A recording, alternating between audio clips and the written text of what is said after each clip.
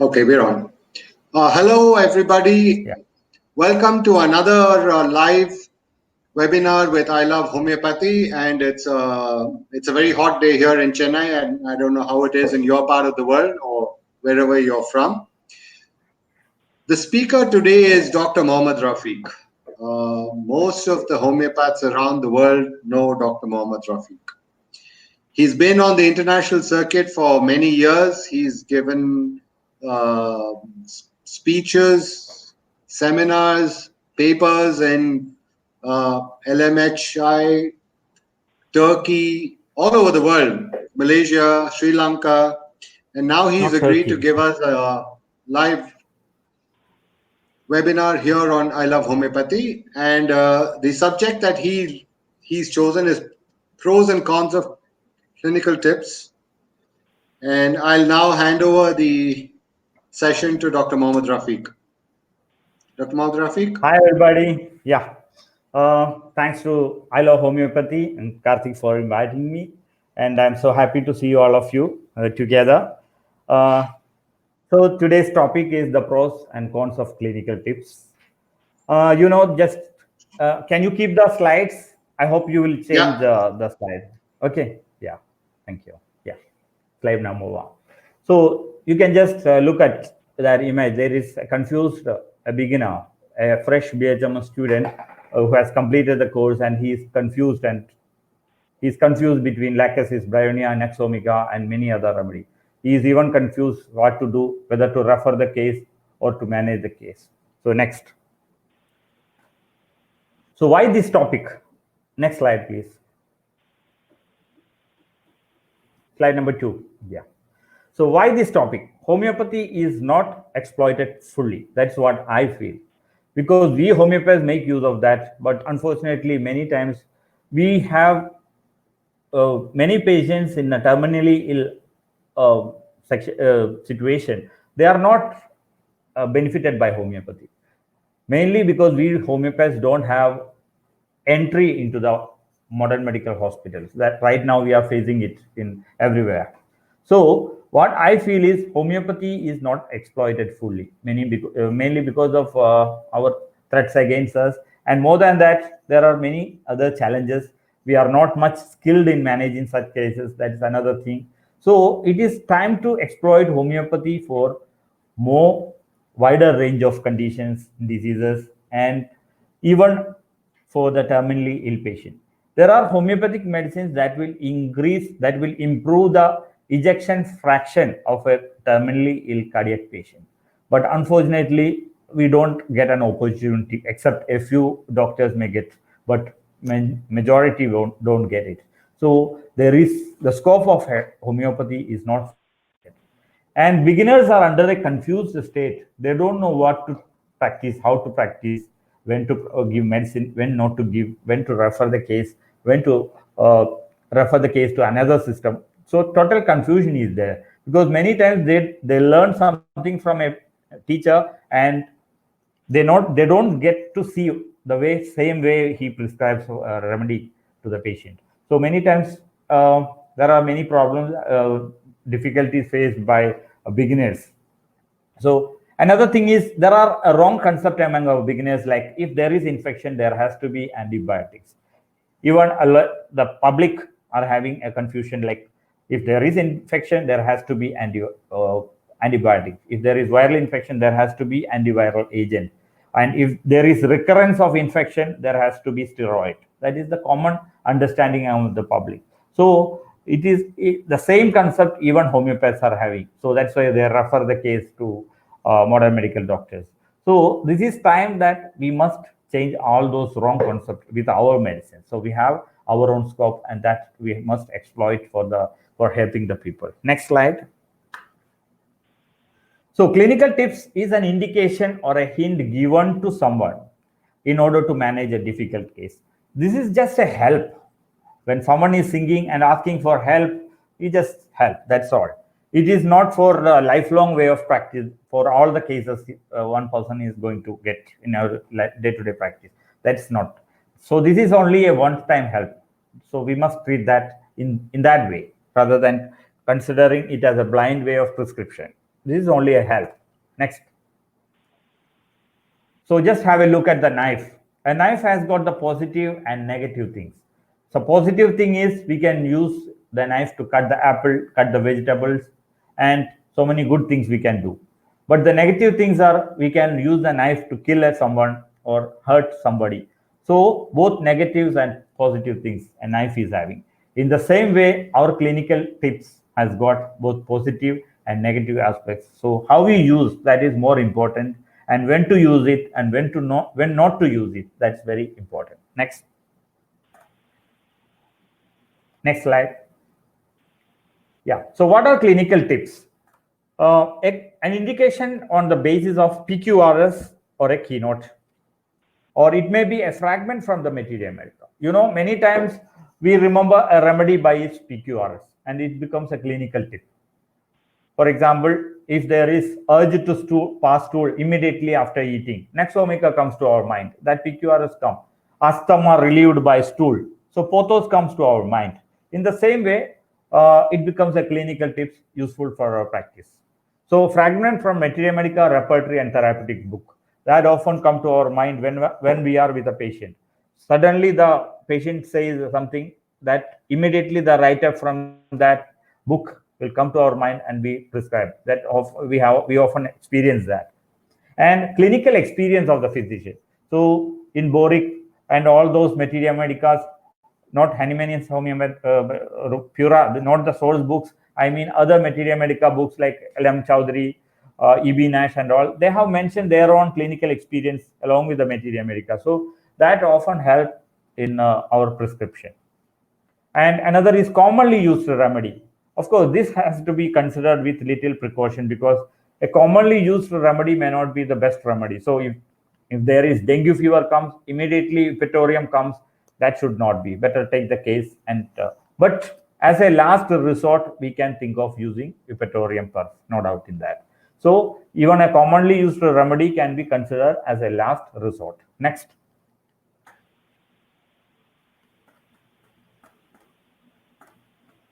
Yeah, useful. The pros of clinical tips. We must look at the positives in every person. In the same way, what are the positives in clinical tips? That is very important.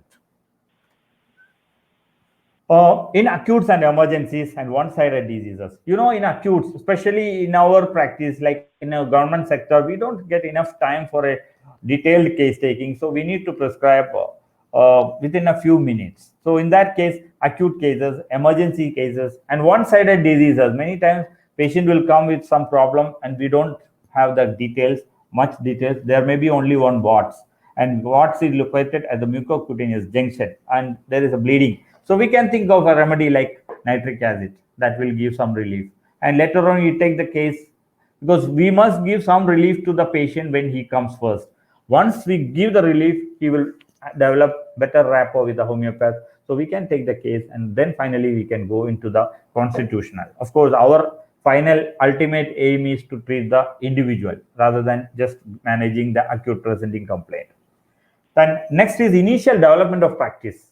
That is very important. When I started my practice, I had used clinical tips given by many doctors, seniors and all, because it was very necessary for my survival. So for the survival, that is very important because nowadays we see many youngsters shifting their profession. After BHMS, they go with clinical results. They shift the profession. Many are going towards medical insurance and all. So that should not happen. The success of homeopathy is not a few doctors become famous. It has to be universal. So even a beginner must get at least 20 cases in a day or at least 10 cases in a day. That must be there. Otherwise, we cannot call it as a profession.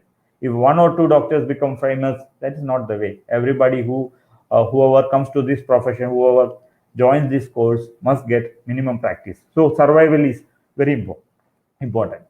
And to target the presenting complaint, which I already told, because a presenting complaint is very important. A person comes with a problem with that complaint. If we don't manage it, he will go away. So if someone comes with colic, better by bending like this, forward bending amelioration, just give colocin, he'll be okay. Next day, he will come and tell all his problems, his emotional problem, family problems and all. then we can go further and prescribe his constitutional remedy. This is the way to get clients to homeopathy. So make use of clinical tips. And when a patient comes with a specific demand, I can give an example.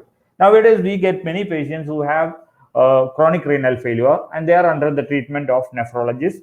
So they come and say, doctor, I have my creatinine levels are high.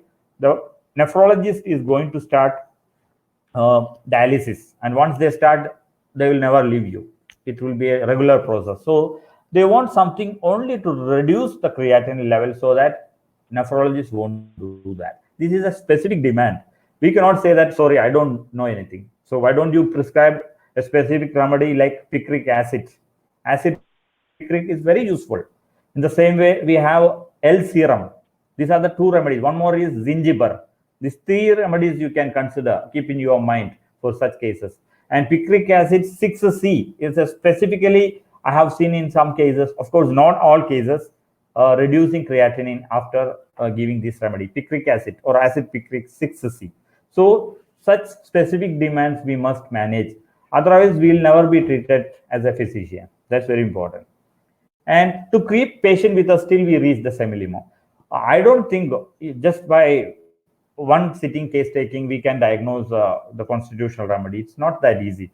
I need at least 3 to 4 visits so that the patient will be in a position to give the symptoms. Better rapport we need to create. So till then we must hold the patient with us. So for that, it is very important to give some relief to the presenting complaint. And giving 1 or 2 remedies, one remedy in a lower 30 potency, I don't think it will spoil the case. It will never. Just remedy will act. Once we stop, the action will be over. That's all. So then we can later on give another remedy. And when someone else comes for medicine, this happens in our government sector.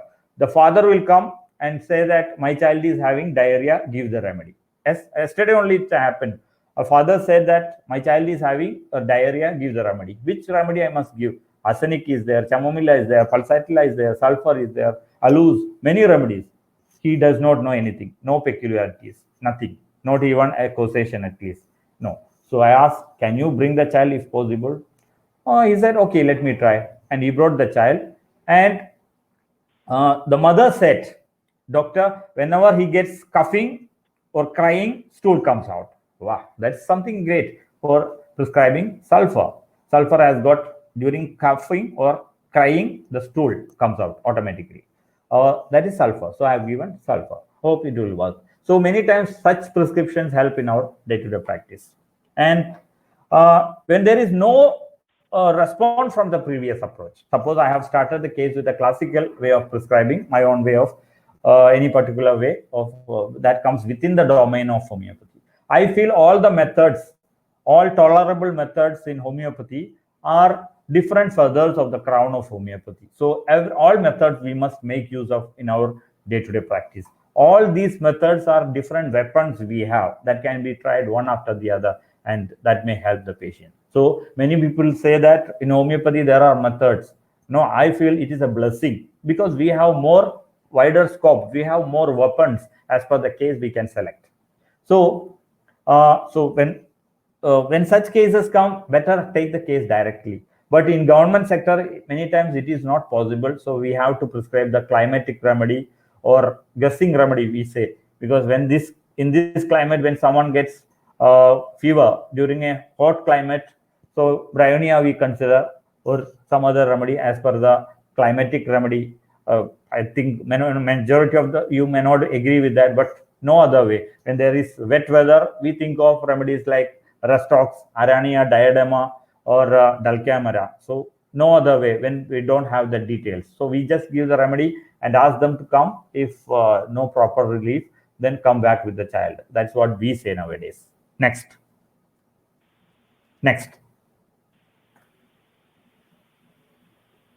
Yeah. Homeopathy is a holistic system. So the cons of clinical tips, negatives. Homeopathy is a holistic system and clinical tip is a shortcut, not applicable to all the cases. So yes, it is true. Clinical tip is something, a blind tip. So it may not cover the totality. And routinism is strongly condemned by masters like Hahnemann. So we should never be a routine prescriber. Homeopathy is became a medical system because of all these characteristic peculiarities like individualistic and holistic concept. So we should never be a routine prescriber. And each case is a new case. So we must treat each patient from a different angle. We must look at each case because all cases may not be the same. So it depends upon the case. So individualization is very important rather than blindly prescribing. And repeated symptomatic treatment is suppression. That is the main thing. Hahnemann has said that don't repeatedly give the partially similar remedies. That will complicate the case. So better give one dose and wait and see whether the case is responding or not. That's very important. Rather than giving same remedy repeatedly for many months or years, and that will spoil the case. That's wrong. Instead of giving 1 or 2 doses and wait and watch.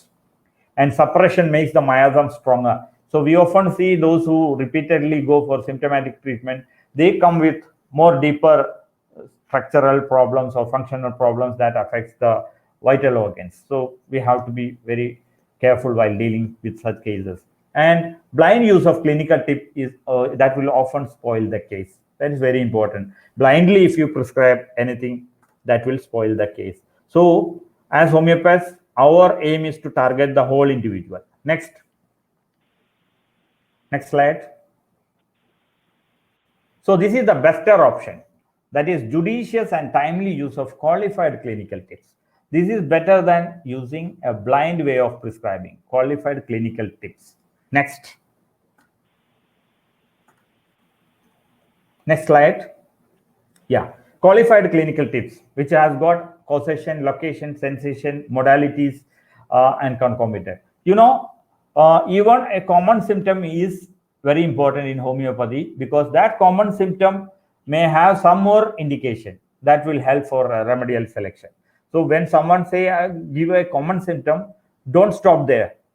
You just keep on trying to get more information about that, and he may give some modality or a concomitant.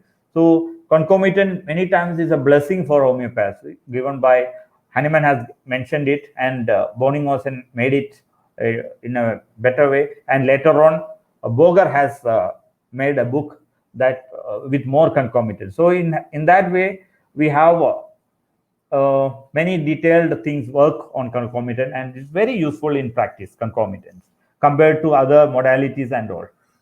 Now, for example, in rheumatism, bryonia is the best. If someone say it is a foolish thing, but if there has to be some bryonia indications like stitching and aggravation by warmth and even slightest motion and better by absolute rest, of course, all may not be there, but 1 or 2 prominent indication if it is there, and if there are no contraindication, we can definitely give that remedy. So it becomes a valuable remedy. Otherwise, it may not be the remedy. It may be another remedy like Restrox or Ledum or something like that. Now, in pyrexia, belladonna is the best. If I say like that, that is meaningless. But if there has to be sudden onset and morning with breath, that is very characteristic, especially when there is fever and the mother will tell that, doctor, when my child gets a fever, he will have morning like this, like that with the fever, we can think of belladonna. And the congested look and throbbing headache, that all those, everything may not be there. Still, the mother will say, my child is happy, vivacious, active, happy child. But whenever he is sick, he becomes a violent and horrible and naughty. So we can think of belladonna. Next. So practical option is first assess the type of case and select the approach. So when a case comes, many times beginners do this mistake. When an acute case comes, they directly jump into the family history, personal history, and all these things combined together. Kent has very clearly said, never treat acute and chronic aspects together, chronic case together. So we have to differentiate. So first assess the type of case and select the approach. That is very important. And preferably start with classical approach. That is a best approach available. Classical way of prescribing, of course. And if no change, another potency or remedy. This many times we have, we fail, we experience this. Suppose I have given Nexomica to a patient, Nexomica 30, and he comes back, and next day he returns and say that, doctor, there is no relief. I don't get any result with Nexomica 30. then we change the remedy. No, we have to look at the same case. Just make sure that if there are indications of Nux vomica, if such indications you get, you can think of giving higher potency. So we have 30, 200, 1M. So different potencies are different weapons we have. So if the symptoms are same, we can think of giving higher potency. So many times Watts cases, when we give 30 Tuja, no result. So when we directly give 1M, we get the result. In the same way, opposite is also experienced. We give 1M directly, no result. And finally, we give 30 and we get the result. So it depends. So the practical option is give the remedy, same remedy in higher potency. That will be that may work better. And still no change, then consider any other method within homeopathy. I have already told there are many methods within homeopathy that can be considered for managing the case. And even you can use the clinical tips that can help the case. And the second opinion, that is another option, or team approach. Many homeopaths have this arrangement. They have a team of doctors together, all of them take the case, and patient will get opportunity to tell in a detailed way. And many times doctors are allowed to ask more questions. So one or two doctors who may have a different experience, different viewpoint, they can give different insight into that, and that will help for prescription. So second opinion or team approach is very valid. And even after that, if there is no result, better refer the case to another center. That's a better option. Rather than just asking the patient to go, we can refer the patient with a reference letter with all that already, whatever the investigations details we have done, that can be included. So it becomes a valid document, so that next physician may not blame the previous doctor. If we blindly ask the patient, you just go, that will create problems. So this is the best way, refer the patient. Next, because we must know our limitations. Yeah, a lesson from the history. Many stalwarts had suggested clinical tips. Of course, as per the case, as per the situation. So Hahnemann had suggested heparin, nitric acid, Tuja, sulfur, etc. Of course, not as a specific, but for certain type of miasmatic conditions, he had mentioned it. Hahnemann had suggested Tuja tincture externally in difficult Wart cases. This is very important. Many homeopaths give Tuja for all the Watts cases. That is a mistake. What he said was use only when there is no result, no response from the other approach. Then only you use it. But unfortunately, many people are using Tuja ointment for all the Watts cases. That is a mistake. And Hahnemann used Bryonia juice in some cases, the mother tincture, the extract of Bryonia, rather than giving the potencies. And it is very interesting that even after introducing the LM potency, he had given centesimal potency in a few cases. So the case, let the case only decide the approach, let the case only decide the remedy and the potency and reputation. That's very important. And Hahnemann had cured typhus cases, 183 typhus cases having different symptoms using Rustox and Bryonia in alternation. That is alternating action. So it does not mean that we all can use 2 or 3 remedies together. He had used only in that particular situation for that case. And in Paris case diary, he started many cases with sulfur. So at that time, the psoriatic cases were prominent. Now we have multi-miasmatic complicated cases along with the medicinal diseases. So it may not be applicable in all cases, but we can consider it. When there is nothing to prescribe, we can think of giving sulfur. Or many doctors give nosodes to make the case clear. And this is very important. When there is nothing to prescribe, you get a history of infection. So we can start the case with a nosode. So next time when the patient comes, we get better clarity. Next. So Hahnemann says, I recommend Arnica montana as preventive and curative for boils, Hahnemann. So I don't mean, or even Hahnemann never had an intention to say that all boils can be managed by Arnica. But he has said when other indications are not giving any response, you can think of Arnica. And believe me, I have many times got good result with Arnica in recurrent boils. Boils come one after the other. It becomes a tendency. So we can think of, especially symmetrical lesions come, we can think of Arnica. And recurrent boils, furuncles come one after the other, we can think of. Even Arnica is indicated for tendency to repeated accidents. repeated accidents come one after the other. So we can think of higher potency of arnica. Next.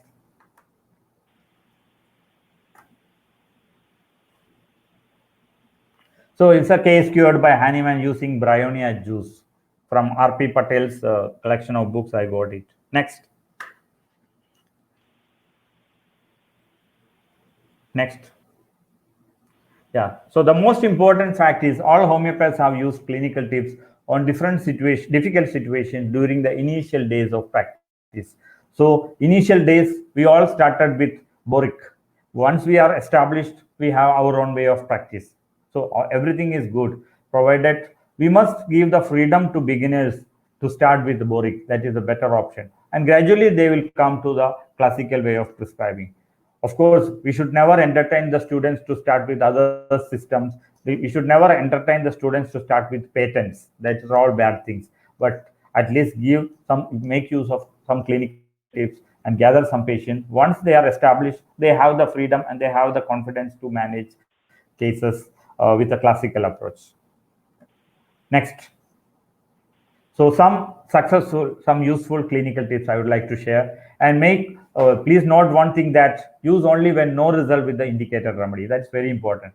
I don't want to say that these remedies I'm going to cover are not the only remedies, but these are just an option if you don't get result with the previous approach. Next. So mind and refraction. We'll start from mind to the general medicine, psychiatry, like that. Chapter wise we'll go. So under mind, cramps in all levels, including mind. It is cuprum met.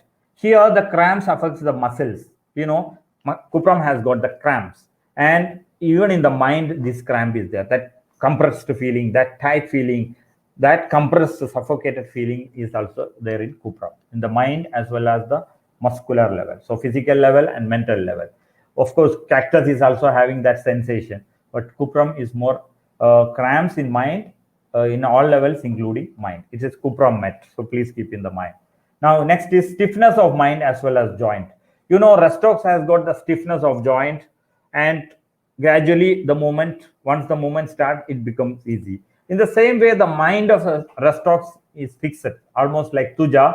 It is fixed mind. Restox has got the psychotic background. He won't be able to change his mind once decision is taken, even when someone forces. So gradually he will change. So that Restox, stiffness of mind as well as the joint, stiffness of the joint, that is Restox. Please keep in that mind. Now, emotionally dry with dry membrane. Bryonia is also called as dryonia. There is dryness everywhere. Dryness in the joint, dryness in the GIT, dryness in between the pleural membrane, so serous membranes. Everywhere dryness is there in bryonia. So emotionally also there is dryness, because bryonia is bothered about own business. He is not bothered about others, neighbors and all, family and all. He is only bothered about own business. So there is emotional dryness. He won't help others. He will never help, like causticum, phosphorus and all. So that dryness in the mind is there, and dryness in the body membrane is also there. Next. Yeah, our mind and bowels are closely related. There is no desire in opium. We all know when opium patient is on the bed, and when we ask them anything and he won't respond, he will say, I'm okay. Just like Arnica and Helleborus. So opium has got no desires and no want. Even though there may not be stuporous condition, but he will be like a stuporous person, no response at all, no need at all. In the same way, the constipation with no urge, you can think of opium. Constipation with urge is Nux vomica, we all know. But constipation without urge is opium. The mother will come and tell that, doctor, my child has got constipation, and the problem is she is not bothered about passing. We have to forcefully take them to the washroom, because they don't want to pass at all. For 4 to 5 days, they won't be, they are free. So that is opium. You can think of opium in such cases. Now, shyness, we have many remedies like Baretas and all. Shyness is characteristic of Cilicia. So in the same way, the stool of Cilicia is also shy. In that, because the stool will come out and go back. So it is almost like, it's just a comparison only. The shyness of the stool is of Cilicia. So in the same way, the patient is also having shyness. Now next is difficult to start a task, then easy. First part of the stool is hard, then loose. This is characteristic of lycopodium. Kent has given an advocate who has got fear to go to the court. Starting trouble is there. But once he starts, he will be able to do very well. So starting is always there in lycopodium, and he does not want responsibilities. So lycopodium does not like responsibilities. So in the same way, starting trouble is there due to lack of confidence, even though he has the power to control the whole world. So lycopodium has got the same kind of stool. Starting is very difficult, but once starts, little bit hard, soft, and finally it becomes diarrhea. So lycopodium must be kept in the mind. And especially when you travel, when away from home, constipation is lycopodium is the remedy to be considered first. Of course, Nexomica we can think of due to altered diet, but lycopodium has also its own use. Now, changeability of mind is pulsatilla. Everything in pulsatilla is changeable. In the same way, stool characteristic is also changeable in pulsatilla. So these are all comparisons. And unsatisfied with the staff is and urge to do duty. That is Nexomica. Nexomica is never happy with subordinates. Even though they do things, everything perfectly, they are not happy. So in the same way, unsatisfaction is seen in Nexomica as well. He will go, just pass the stool and come back and go. That tendency, unsatisfied feeling is there in Nexomica. Even in anacardium, that is there. But anacardium patient will go to the washroom, he will try, sit, he will get irritated, he will get lost, he will just go out. So that is anacardium. But Nexomica can pass, but come back, again go back. And in the same way, we can compare Merck-Core. Merck-Core has got frequent urge, but there has to be some blood and burning. So Merck-Core is also useful for that urge. So many times we use Merck-Core in ulcerative colitis. And irritable bowel syndrome, we make use of remedies like Nexomica and Alus. Whereas in ulcerative colitis or Crohn's disease, we make use of Merck-Core, Mercurius, Prombidium. And one more remedy is there, Cynodon dactylon. That is an Indian remedy we got from Ayurveda. Ayurveda it is there. Cynodon dactylon. That's also a useful remedy for dysentery and all those irritable bowel syndrome. Sorry, not irritable, inflammatory bowel diseases. Okay, next.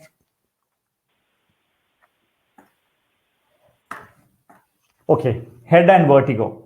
Alopecia areata. Nowadays we get many cases, alopecia areata. It's an autoimmune disease. So youngsters are affected mainly. So for that, we have remedies as per the case we can prescribe. If no result, we can think of acid fluor. We can give the potency of acid fluor, a few doses, and just see. Many times it has helped me in failed cases. When the indicated remedy was not giving any response, we can think of a few doses of acid fluor. Now, for the vertigo, we have many remedies if you look at the repertory. But when turning the head, the conium is the high mark remedy and the most useful remedy. And this is repeatedly verified, the usefulness of conium mac. We have other remedies. If you go to repertory, there are 100 remedies. Every day, many are including remedies into the repertory. And sorry to say, individuality of the repertory is greatly affected. That's why I still prefer using Pathak repertory, because that's enough. A limited number of remedies he has mentioned. That too practically applicable remedies. So including more remedies to the repertory will confuse. That is what I feel. Next. Just a case of acid fluor 200 was given, followed by placebo, and there was a good response. Next. This is another case. I got good result, and she is 50 plus, age 50 plus, and her family members, everybody used to make fun of her. They used to call her Taklu because of this alopecia areata. This was small and increased gradually, and she became like this. For many years, she was like this. But after giving acid fluor, she responded very nicely. This is the current status. Still, she is under my treatment. Next. Yeah. We often get indurated styes in our day-to-day practice. A person gets styes and that persists and it becomes a nodule like a large lump that remains for long. We can think of staphysagria. If other remedies like sulfur or tuja, as per the indication, if they don't work, you can think of staphysagria. Staphysagria is an injury remedy for the injury to the mind that remains. In the same way, it is also a remedy, surgical remedy for surgical after pains after surgery and even injury. We can think of staphysagria. So, styes, indurated styes that persist for long. Think of staphysagria. Another remedy to promote the growth of eyelashes. This is a big problem. Falling of hair from the eye and eyelash, and that will be chronically like that. So it will produce even depression, and some of them they have to use the artificial eyelashes and all. But we can try using petroleum. That is the most useful remedy to promote the growth of eyelashes. Next. Yeah, blunt injury to the eye. We have mainly ledum, arnica, and symphytum. So many times only arnica is the injury remedy for homeopaths. No, we have many injury remedies. Even strontium carb, we have many remedies, hypericum, like that. So for the eye, ledum, arnica, and symphytum. And ledum was given for this case because when I found when he was closing the own, there was darkness. Closing the eyes, there was dark discoloration, so I prescribed ledum. If there is darkness, bluish discoloration, we can think of ledum. Otherwise, we can give arnica. And symphytum is also a remedy to the blunt injury to the eye. It's not only a remedy for the bone fracture. Even symphytum is a remedy for acid peptic disease. If you read Boric, it has written symphytum is useful remedy for acid peptic disease. So like that, many times homeopaths, we have a idea that, okay, this remedy is for only for this. It's not like that. Even calendula is called as an injury remedy. But if you read calendula, Boric has written, even it is a remedy for an intercurrent remedy for cancer. So we should never limit a remedy as an acute remedy, short-acting remedy. It is not like that. All remedies are potentized. So obviously all remedies can act in a deeper economy of the patient. It can definitely. Next. So myristica, myristica along with hepar and silicea. Of course, Boric has written that it acts deeper than hepar and silicea. Of course, we need not blindly follow that. But one thing is there, myristica is a surgical remedy. It is really useful remedy in our day-to-day practice. For any abscess and all, it will easily drain. I remember my homeopathic friend who had rectal abscess. That was huge abscess. There was huge collection. MRI was done. And the surgeon said that there is no possibility of natural drainage. So surgically it has to be drained. So he told me what to do. So I thought it's better just try myristica. So myristica, I had 6C at that time. So prescribed it. And believe me, friends, next day there was discharge of pus and surgery had to cancel. They had to cancel the surgery. So myristica always keep in the mind. Of course, we have differentiating features. Silicea is very chilly, but pain is not that much. Hepar is highly chilly, highly painful, and highly irritable. So like that, we can differentiate. Next. We have herpes zoster cases nowadays, especially those who have low resistance. I remember when in final year we used to get herpes zoster cases. First, we used to refer for HIV testing because in that area HIV was very common and many of them used to get herpes zoster. So herpes zoster ophthalmicus is a very dangerous condition because if we don't manage it properly, the victim will have blindness due to corneal ulcer, and we will be blamed for that. So you can consider this remedy, ranunculus bulb 30, as a preventive. This can be given that will keep the cornea intact. I have experienced in 3 to 4 cases without referring the case to ophthalmologist because they prescribe ointments only, and antiviral agents. That's all. But even without that, I could manage a few cases. And of course, herpes zoster, we have many medicines like mesothelium, Dulcamara, arsenic alb, Sicalco, and of course ranunculus bulb. Mainly the ranunculus bulb is useful for herpes zoster ophthalmicus and herpes zoster of the chest that produces post-herpetic neuralgia. We can think of ranunculus bulb or mesoria. Next.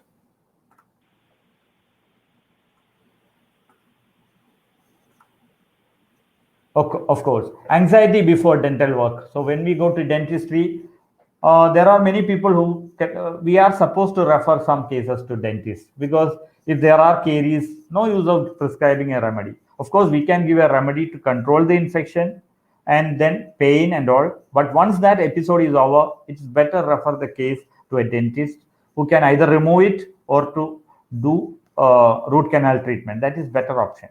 Of course, we must ask the patient to avoid silver amalgam. That may, because mercury and the silver in the dental filling material can produce. So better composite is a better option, or they can use the cap after doing the root canal. So when our patient is going for that, as family physician, we can just consider if they are a little afraid to go to a dentist, we can think of either calcarea carb or phosphorus. We can just differentiate it. Now, troubles of wisdom teeth, it is calcarea fluor. You know, many people having wisdom teeth problems, they will just come and say that I have earache. So when we look into the ear, there is nothing. And ask the patient to open the mouth and you can see impacted wisdom teeth, and that is producing. So first you try this remedy, calcarea fluor. If no result, if there is caries, you can consider creosote or Mersol as per the case. If no result, then you can refer the case to a maxillofacial surgeon who will remove it, or a dentist. He will remove it so that that will give permanent result. That's better option. But before referring, you can consider calcarea fluor. Next.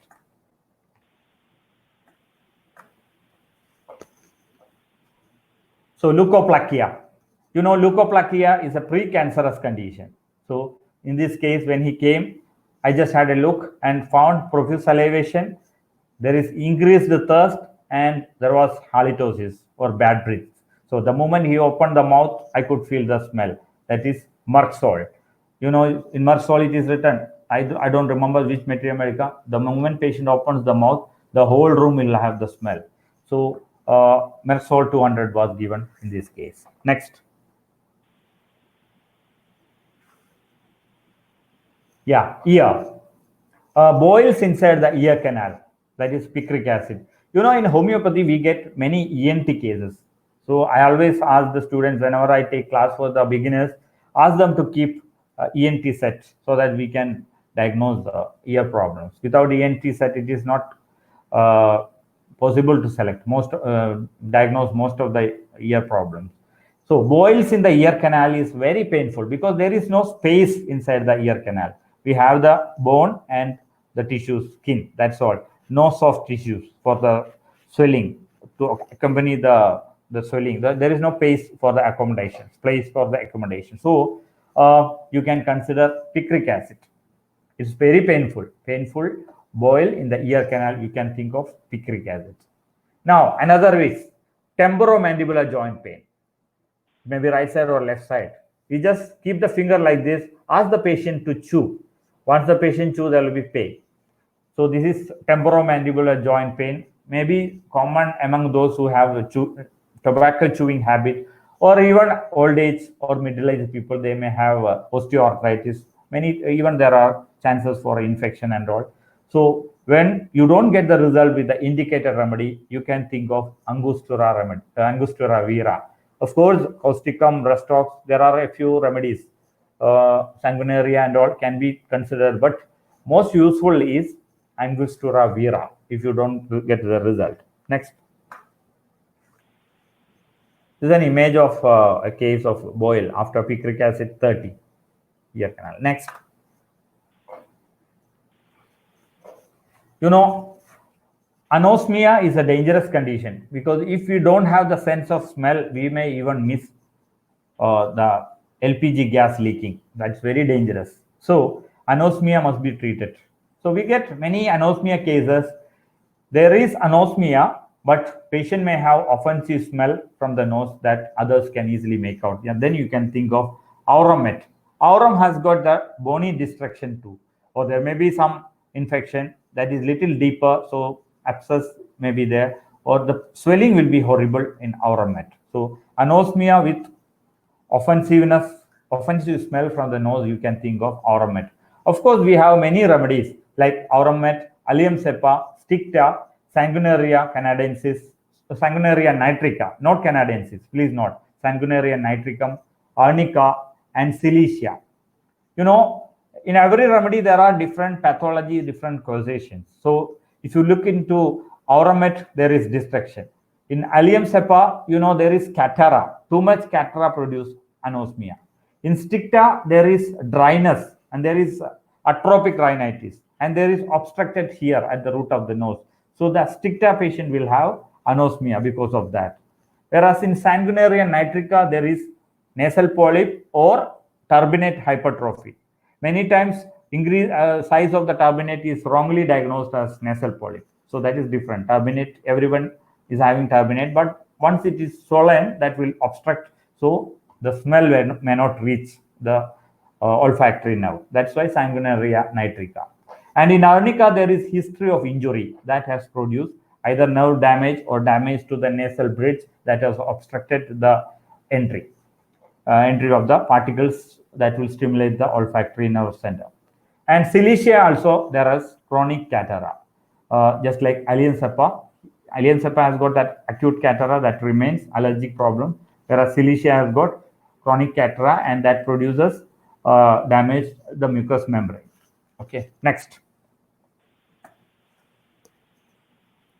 So in throat, secondary infection, Eustachian catarrh with coated tongue. Cali-Moore must be considered. Many times, Eustachian catarrh patient will be presented as, doctor, I have pain here. They may say, I have ear problem. They will say that I can hear some sound. Or they may come with blocked ear. Doctor, my block is obstructed. I cannot hear. Or such feelings they come. And when we examine, we can see ear is normal. Tympanum is normal. There is not even wax.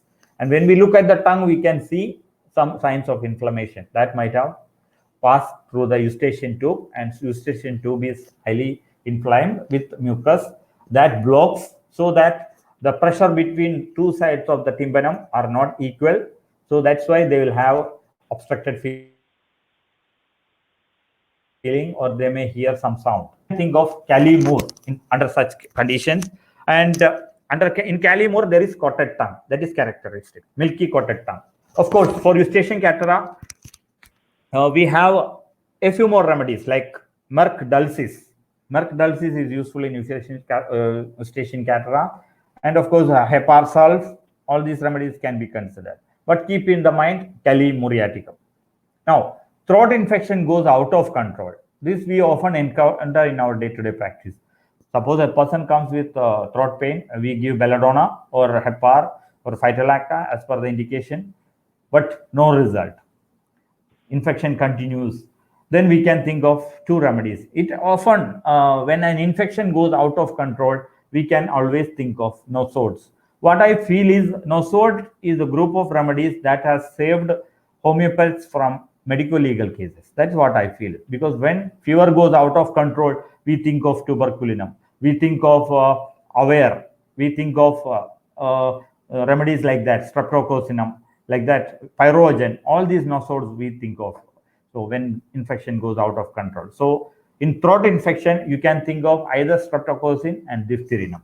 So easy to differentiate is streptococci has got signs of infection by a streptococcal bacteria. So it will be red and inflamed.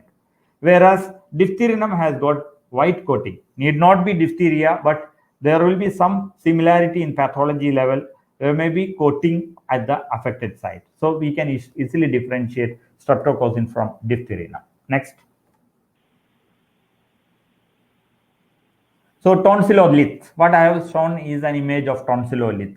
You know, those who have bad breath, majority of them have this problem. But unfortunately, they directly go to dentist. The dentist will not agree that tonsillolith is the problem, is the reason. So they keep on cleaning the teeth, but the problem lies in the tonsil.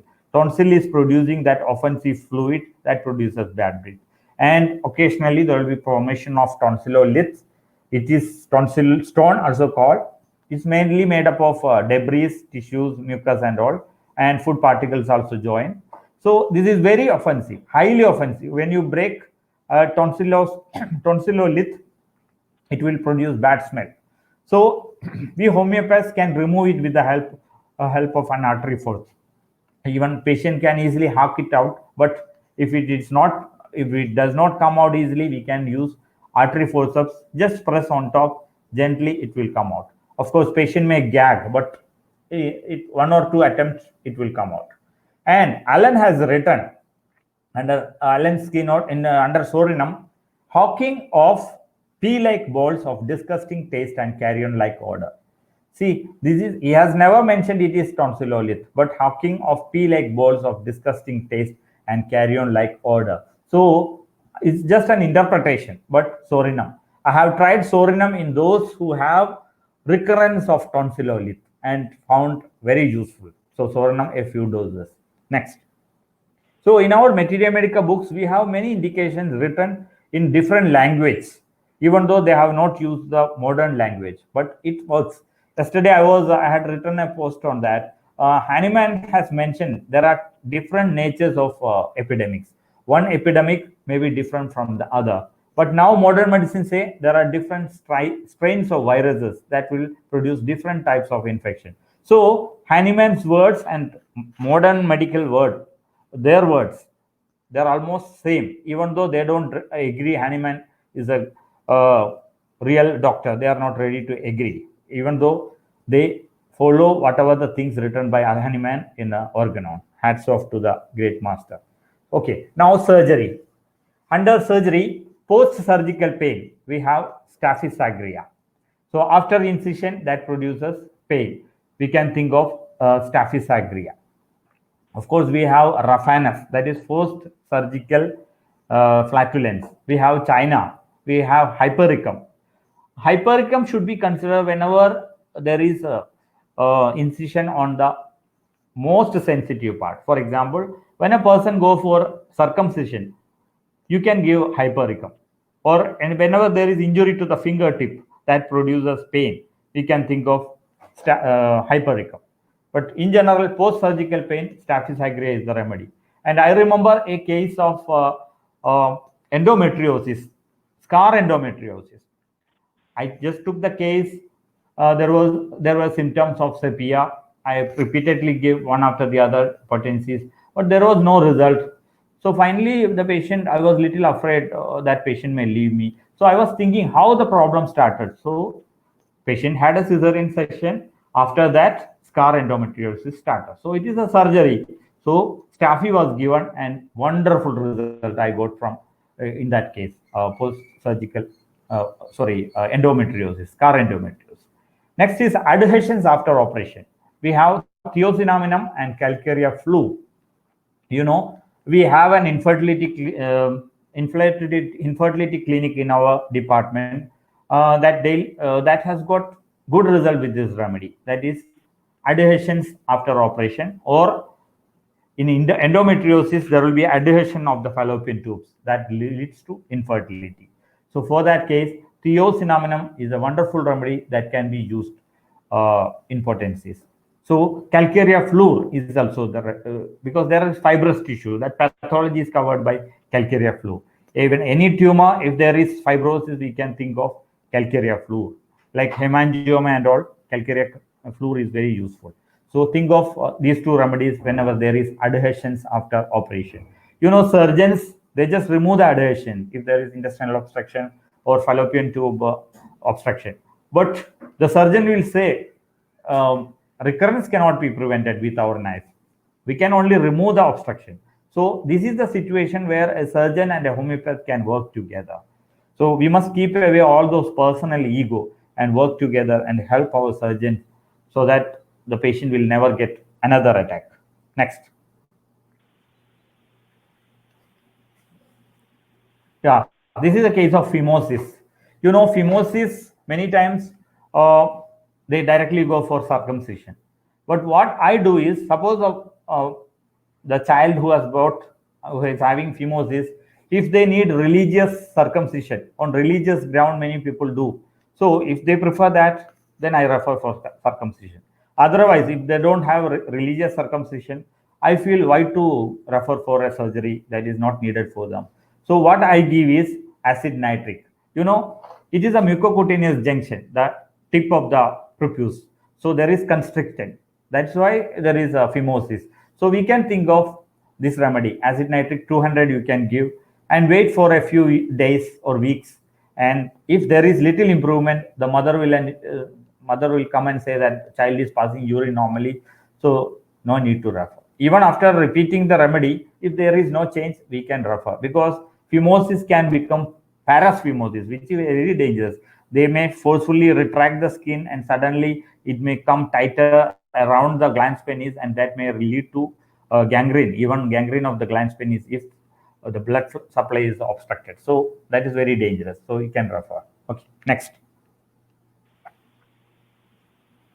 So pain and fullness in varicose vein aggravated by hanging the foot. This is characteristic of Vipera. So there will be a bursting pain of while hanging the foot. So we can think of in varicose vein. Even in other problems, if there is hanging the foot aggravation, we can think of Vipera. Now next is appendicitis. Appendicitis is considered as a purely surgical disease by modern medical doctors. But what I feel is, from my little experience, appendicitis is not a surgical disease. Only gangrenous appendicitis, toxic appendicitis is purely surgical. Otherwise, we can manage with our remedy. Even not only chronic or subacute, even acute appendicitis with pain. We have to look at the case. But the most important point when you manage an acute appendicitis is ask the patient to stop food intake. He can take only water, coconut water or gruel water or lemon juice or something like that, without any solid. Only water that will give hydration and that will give sodium, potassium, and sugar. So the basic things are supplied. That's enough. Don't give any food when you suspect appendicitis, and ask the patient to take rest, because patient moving here and there, that will irritate the appendix. By chance it may rupture. And I am not afraid of rupture of appendicitis immediately when the trouble starts. It won't. So we can ask the patient, still we can ask the patient to take rest, take only water, coconut water or gruel water or lemon juice, and take the rest, and monitor pulse and WBC daily. That is very important. Suppose today WBC is 16,000 and tomorrow it is 20, then we can think of referring for surgery. But when you give the correct indicated remedy, homeopathic remedy, WBC will come down and pulse will become low. And the tongue is very important. Look at the tongue. The tongue will tell that whether the remedy is acting or not. And patient's vitality will be better, energy levels are better. And many times clinically we have to diagnose appendicitis, because sonologists will write down that appendix not visible, or they may even write a legal disclaimer at the bottom that appendicitis may not be always diagnosed using ultrasound scanning. So MRI will have to be done, or at least CT scan will have to be done for such cases. But these are the commonly indicated remedy: belladonna, Bristanax, echinacea. So belladonna has got a sudden onset, bryonia has got the gradual onset, and belladonna has got jar aggravation, but bryonia has got even slight movement aggravation, and bryonia has got the tongue, coated tongue, thirst, and all those things. If you don't have any indications except pain at the McBurney's point and fever and all, you can think of Iris Tenax. Iris Tenax is a specific remedy for appendicitis. So many times when I don't get any indication, only appendicitis, then I give this. And along with that, you can give Echinacea mother tincture as a preventive. Yesterday only Dr. Abraham Vaidyan, he has shared his information on Facebook that even in snake bite cases, he give Echinacea tincture 5 drops 4 times a day. Any snake bite case. Of course, we can refer the case for antivenom treatment and all, but this will support the patient, Echinacea mother tincture.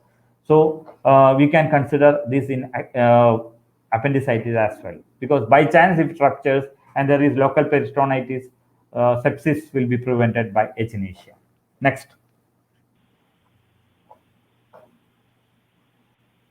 So this is a suspected case of deep vein thrombosis. He had gone to a higher land, Munnar, which is the coldest place here in Kerala. So he developed swelling, pain, and all. So for this case, Vipera 30 was given along with echinacea because there was an abrasion, secondary infection as well. So echinacea really helped that case. And he had that hanging the foot aggravation. Next.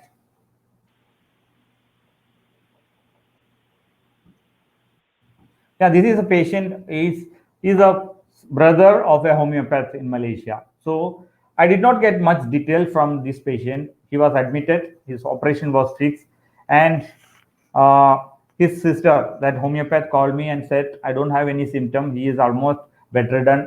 So can you help? So I had no other remedy except I risked Renax 30 and echinacea tincture. I just suggested. I was only 20% confident in this case because I have not seen that case, and the remedy, I am not sure about the remedy. But believe me, they had cancelled the surgery because there was no pain, everything was better. But the surgeon was not ready. Surgeon said that no, I have to do it, otherwise next week he may rupture and have problems. So against medical advice, he was discharged, and till date he is perfectly all right. Next. So acute appendicitis is a purely a homeopathic case, not a surgical case. Except gangrenous appendicitis, there will be toxemia and increased WBC. Then we don't wait; we can refer the case. Otherwise, it may become even septicemia, and death can happen. Now, next case is deep abscess on the abdominal wall. In this case, I have prescribed. Sorry, the previous one. Yeah. The indications were pain, sensitivity, irritability. A girl, female she is, and she was very much irritable. So Hepar was given, and that helped cure that case because that much deep was almost a big hole. Almost I could see the fatty tissue. You can see that yellowish tint in the first image. Next. This is inguinal lymphadenitis. You know, there is a basic concept in surgery. Whenever there is abscess, it has to be drained. I don't agree with that. So in this patient, there was inguinal lymphadenitis and he was having pain, and there was already pus formation was there. You can just have a look at the image, first image. So on same indication, there will be pain and sensitivity and irritability. There is suppuration. So Hepar 200 was given, and that absorbed the lymphadenitis, inguinal lymphadenitis, and patient, no drainage was done. No need for drainage at all. Next. In orthopedics, we often come across sprains. So acute sprains, the best is Ruta. And when the sprain that remains for long and the swelling, the pain and all, you can think of strontium carb. Strontium carb is also a remedy for post-surgical shock. So whenever we make a first aid box, we must also include strontium carb, acetic acid, not only arnica and all. Along with arnica, we must keep strontium carb. So acute sprain, Ruta is the remedy. Then arnica or Restox, I got good result with Ruta. Restox comes whenever there is lifting of weight or some type of injury because of that. Just sprain, Ruta was better than any other remedy. And fingertips get crushed. It is hypericum because our fingertip is the area that is rich, full of sensitive nerves. So it can even produce shock because sudden crushing of fingertip. So hypericum can be given as a remedy. And tennis elbow, you know, nowadays not only tennis players, even housewives get this problem, tennis elbow. Lateral epicondylitis. They may come with medial epicondylitis, this area, that is golfer's elbow, and lateral epicondylitis is tennis elbow. And we also get nowadays pain in the right shoulder with numbness here. So everything together, tennis elbow, frozen shoulder, and carpal tunnel syndrome. So better call this as cervical radiculopathy because most of these patients are having tenderness. If you press this trapezius area, when you hold the trapezius muscle, the upper part of the muscle, the patient will complain of pain. And they may even have trigger point on the back of the neck. So that indicates there is some problem with the cervical. So that could be usually cervical radiculopathy, the nerve root compression that produces all these problems. So you can think of cervical radiculopathy. So all these cases, you can think of ruta, restox, phytolacca, and arnica. You know, tennis elbow is enthesitis, where a muscular tendon attached to the periosteum that gets irritated. So it is enthesitis. So you can think of ruta, restox, phytolacca, arnica. And of course, restox has got typical modality of restox, and restox has got history of lifting weight. That is very characteristic.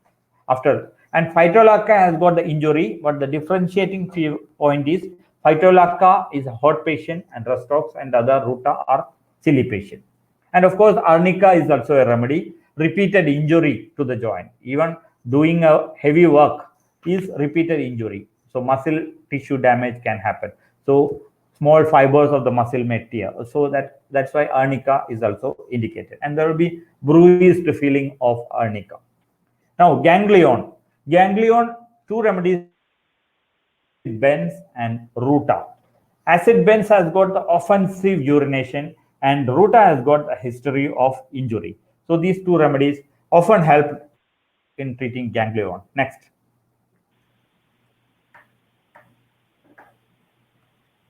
Yeah, I have cured more than 150 cases of tennis elbow and commonly indicated remedy ruta, arnica, restox, and phytolacca. And these are the situation where normally modern medicine, what they do, they give prednisolone injection. Even after there is no result, they do surgery. Or there are tennis elbow instruments are there, they just use it. Physiotherapy is there, but with physiotherapy, homeopathic medicines work better. You know, my friend in physiotherapy, he told me that disease modification drugs, the pathological changes in tissues can be modified better by homeopathy, because he has experienced patients, orthopedic case patients under homeopathy. He has observed that homeopathic patients are improving compared to the modern medical patients. I just asked them, can you give a write-up? But he was little afraid because he's working in government sector. And just imagine a physiotherapist in government sector give a report that homeopathy is better, he will be thrown out of the department. That's why he's not ready to even disclose the name. But he said physiotherapy together with homeopathy really work wonderfully. So those homeopaths who are interested in orthopedics can also keep a physiotherapist who can do auxiliary way of physiotherapy exercises that will help the treatment easy and better and useful as well. Next. So ganglion, action of acid bends in ganglion cases. And in both these cases, concomitant was offensive urination and recurrent infection. And ganglion is not a surgical case if you use homeopathic medicines. Otherwise, most of the cases go for surgery. Next. Yeah, ruta, curing Achilles bursitis. You know that bursa area is swollen and tender, and ruta was given for Achilles bursitis. We have different bursitis: prepatellar, suprapatellar, infrapatellar, Achilles, olecranon. All these cases, when the indicated remedy is not helping, you can think of ruta. Next.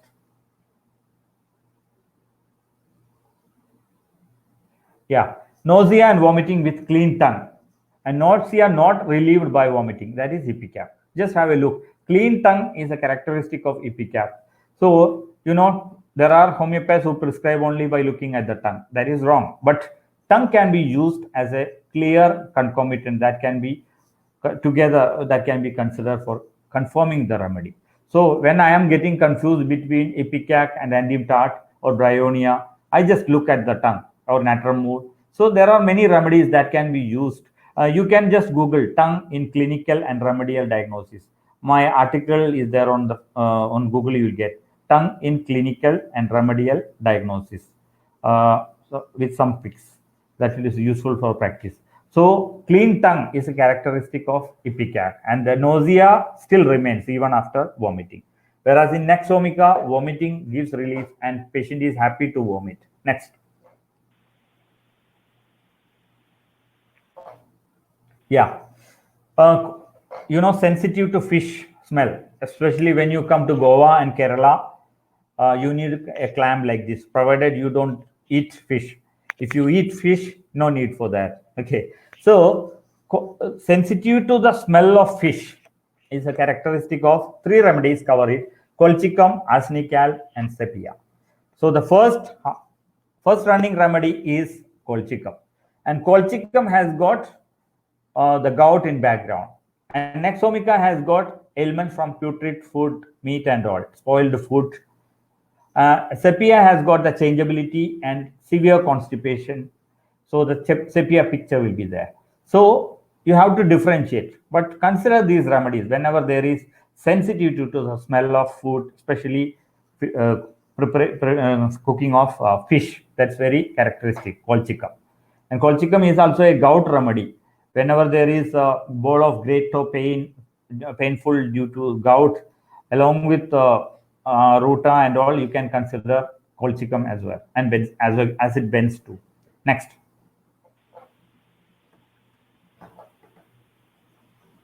Respiratory obstructive sleep apnea. You might have seen people getting obstruction at night, sleeping obstructed at night because of snoring. So those who have snoring habit, they may get obstructive sleep apnea because they suddenly get up from the sleep due to obstruction. And this is very dangerous because if you get it repeatedly, there is chance for heart attack, there is chance for stroke. So obstructive sleep apnea must be managed. And we have a homeopathic medicine. Most useful is lacasis. Of course, cactus can also be considered, but lacasis is more useful. Lacasis in potency. And this mother tincture is really helpful, Lauro cerasus. I have tried this in many patients. Just give a few drops of Lauro cerasus before bedtime in warm water. That will give relief to the obstructive sleep apnea. Of course, we have to send the patient for sleep study. We need to diagnose it. They will monitor it, give a report, and after treatment, we can ask them to repeat the study if we need it, if it is needed. Of course, consider these two remedies, Lauro cerasus too. Now, asthma aggravation by watery fruits and vegetables, natrum sulph and arsenic alb. Especially during the Ramadan season, people take watery fruits a lot. Since morning and to evening, they don't eat, and suddenly they have watery fruits and they may get this. So natrum sulph and arsenic alb, these are repeatedly verified. So natrum sulph is more important than arsenic alb. In arsenic alb, there may be spoiled fruits that can also produce, or impure water, just like gingiber, arsenic. These are the two remedies for impure water, ailments from impure water. So gingiber and arsenic must be kept in our first aid box, especially when we travel outside. And natrum sulph, natrum sulph, what is written in Materia Medica is the natrum sulph patient cannot even tolerate the plants growing near watery surface. And those who live in a watery area, they often suffer from respiratory problems. So again, natrum sulph is indicated. So recurrent chest infection in children due to poor resistance. We have two remedy, Aware and tuberculinum. Both are nosodes. Aware is prepared from, also called as tuberculinum avis. It is prepared from tuberculosis of the pigeon's chest. And tuberculinum, we know that is very popular remedy. So these two remedies can be considered when the fever goes out of control. You don't get any result with the indicated remedy. You give 1 or 2 doses of the nosode, that will give some relief. Later on, you can take the case again and accordingly you can do. Next. Yeah, just have a look at the lumps of sputum expels with cough. We have Badiaga, we have Chelidonium, Calicarp, Argenta nitricum, Calimur, and Mesarium. But the most useful remedy is Badiaga. I have experience. I was taking the case of a difficult case. There was no relief. Suddenly, patient had a episode of cough and the sputum was expelled, and that fell on my case paper. Patient was apologizing for doing it, but I was really happy because I could prescribe Badiaga. So many times it happens in our day-to-day practice. Next, so don't forget Badiaga, a remedy prepared from fresh water sponge. Yeah, this is a postural drainage. This must be done in COPD cases. When you manage COPD, postural drainage is very useful because every day if we do postural drainage, they will be happy throughout the day because whatever the sputum is collected, that will be drained out. So we can keep the patient in this posture and keep on patting the back towards the neck. So the sputum will gradually move because their expectoration process is not active because the villi are damaged almost. So we have to keep them in this posture so that within a few minutes or within 10 minutes, they will get a mouth full of expectorant. And we can combine this with homeopathy, that is balsam peru mother tincture. Balsam peru is a wonderful expectorant. Even after you get cough and fever and all, when the expectoration is too much thick, it's very difficult to expectorate. You can give balsam peru mother tincture that has got a mucolytic property. So what I do in such cases is give balsam peru tincture a few drops and ask the patient to do postural drainage after 1 hour, 1 or 2 hours after that. So expectoration will be easy and that will give some relief to the patient. Of course, it will never cure, but giving relief to a COPD patient who is aged, having difficulty in talking and all, this is great help what we homeopathy can do. Next.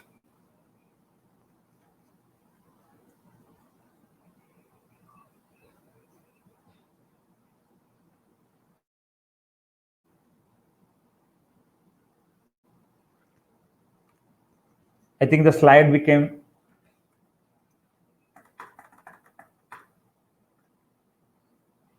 no, the previous one.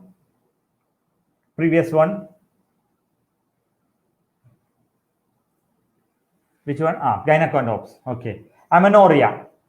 We often get amenorrhea patients in our day-to-day practice, and most of them are having PCOD, especially those who stay in the hostels and those who have chicken and junk food.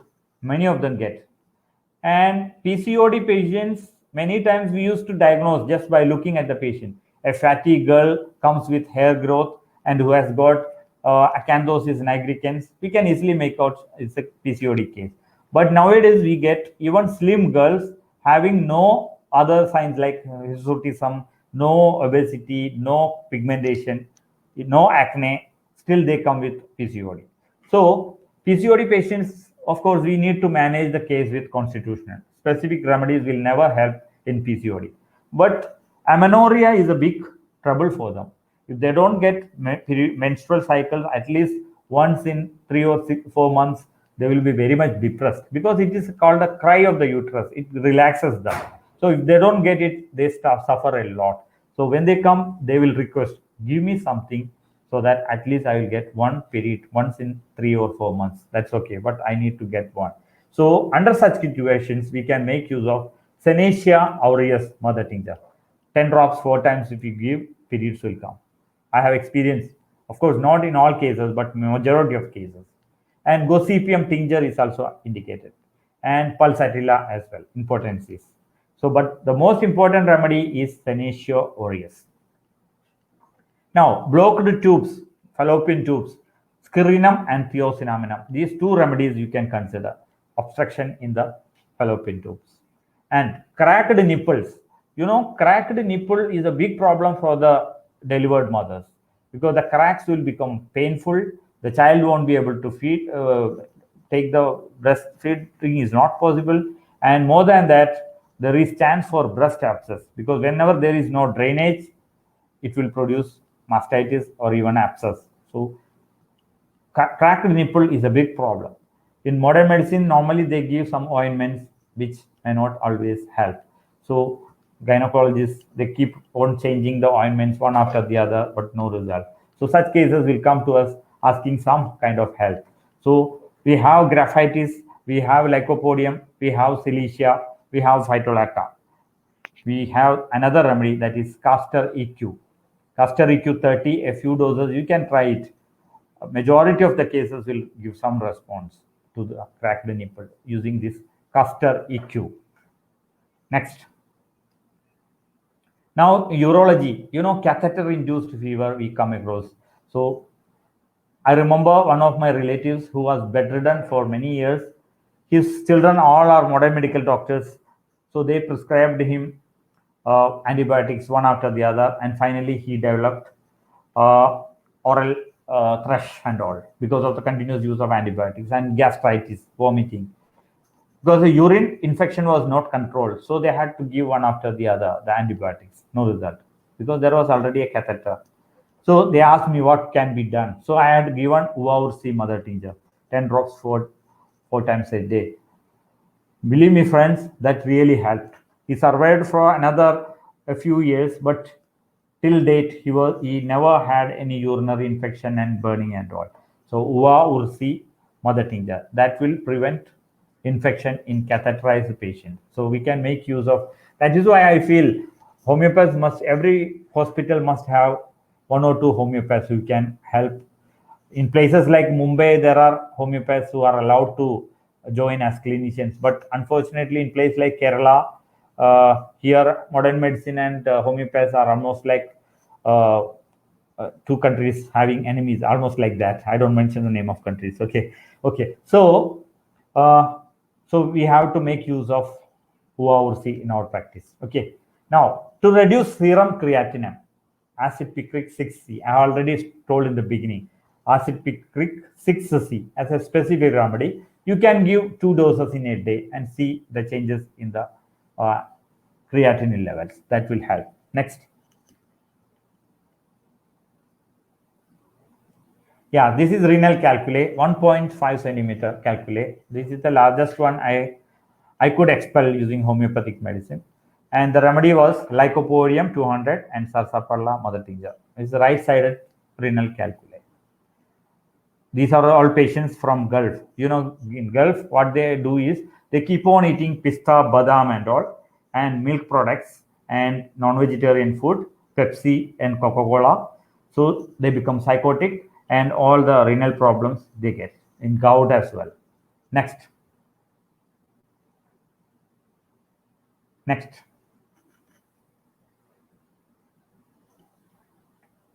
Yeah, renal calculi, left-sided, Nexomica and Berberis vulgaris, mother tincture given.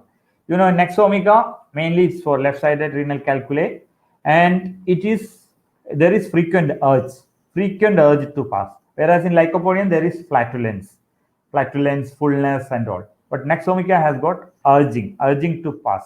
Next. These are some of my old cases. Normally, nowadays I stopped giving the mother tincture for renal calculi because I am confident enough to prescribe with potencies only, renal calculi. It's very easy. We have to dissolve the water.